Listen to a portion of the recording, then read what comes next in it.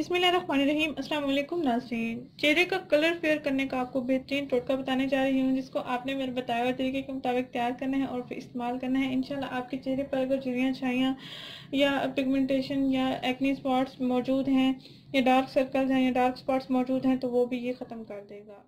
नाज़रीन, आप इसको ऑयली स्किन के लिए भी इस्तेमाल कर सकते हैं और ड्राई स्किन के लिए भी आप इसको इस्तेमाल कर सकते हैं। जिनकी स्किन ऑयली है तो इसमें कोकोनट ऑयल का इस्तेमाल नहीं करेंगे। अगर जिनकी स्किन ड्राई है तो आप उसमें कोकोनट ऑयल के 2 से 3 कतरे आप उसमें ऐड कर सकते हैं। अच्छा सा मिक्सर तैयार करके अपनी स्किन पर अप्लाई करें और 10 मिनट के बाद आप अपना चेहरा वॉश कर सकते हैं।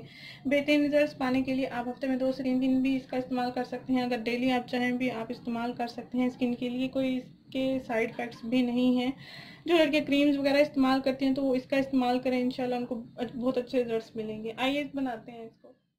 नाज़रीन, इस टिप को तैयार करने के लिए आपने 4 चीज़ें लेनी हैं। एक आपने एलोवेरा जेल, दूसरा आपने हल्दी लेना है और तीसरा आपने खुश्क दूध लेना है और चौथा आपने लेमन ले लेना है। लेमन आपने तकरीबन 1 चम्मच यूज़ करना है। इसमें 1 चम्मच आपने खुश्क दूध लेना है। ये पहले में मैंने अलग से निकाल के रख दिया है। तकरीबन 1 चम्मच खुश्क दूध है। इसमें आपने आधा चम्मच या आधे से भी कम आपने इसमें हल्दी को ऐड कर लेना है और एलोवेरा जेल आपने इसमें इतना ऐड करना है कि अच्छा सा ये पेस्ट बना दे।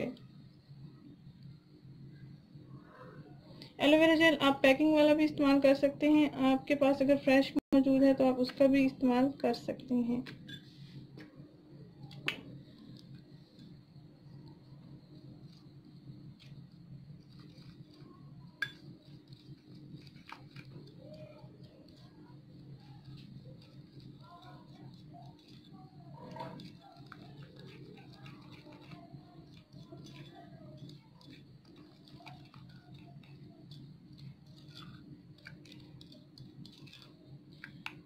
अब इसमें आपने 1 चम्मच लेमन जूस को ऐड कर लेना है।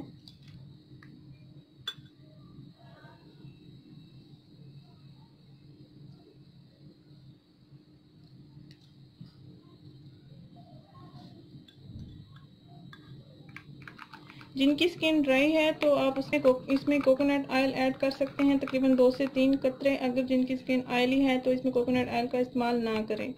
ये देखें नाज़रीन, इस तरह आपने इसको तैयार करना है। ये पेस्ट तैयार हो गया है। अब आप इसको स्किन पर अप्लाई कर सकते हैं तकरीबन 10 मिनट के लिए और उसके बाद आप अपना चेहरा वॉश कर सकते हैं।